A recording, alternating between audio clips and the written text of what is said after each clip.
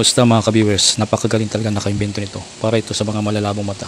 Napakagaling ng bagay na ito para may pasok agad ang sinulid sa butas ng karayom. Di ba ang galing?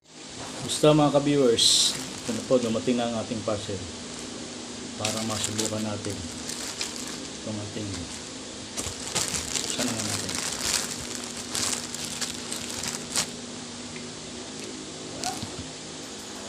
Napakagaling guys itong aparato na ito para ito talaga sa mga malalabong mata. Tingnan nyo guys, din lang po natin yung gilid, makikita nyo may karayom sa loob. Yung karayom nasa loob na yan, meron pong kawit yan. Ngayon kumuha tayo ng karayom, kailangan po itong karayom nakatagilid. Yan, kailangan nakatagilid.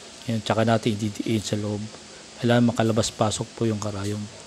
Yung karayom na nasa loob po niyan guys, meron pong kawit yan. Kailangan idiin po natin yung gilid, tsaka natin isasabit itong sinulid. Diba guys? Kailangan nakasabit po siya. Pag nakasabit na, habang nakadiin yung gilid, tsaka natin hugutin. Diba guys? Napakagaling. Pasok na. Para po talaga ito sa mga malalabong mata. Ngayon guys, meron tayong dalawang karayom dito.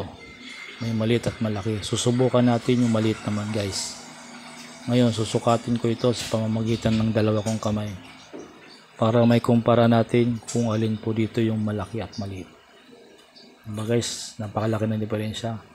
Ngayon, ang ating susubukan ngayon itong maliit na sinulid. Ganun ulit gagawin natin, ididiin natin yung gilid, tsaka natin isasabit yung sinulid. Yan.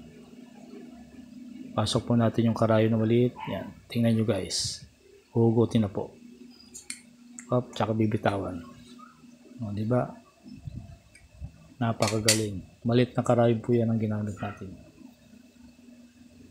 Napakagaling guys, para po ito sa mga malalabong mata. Maraming salamat po. Kapit tayo guys.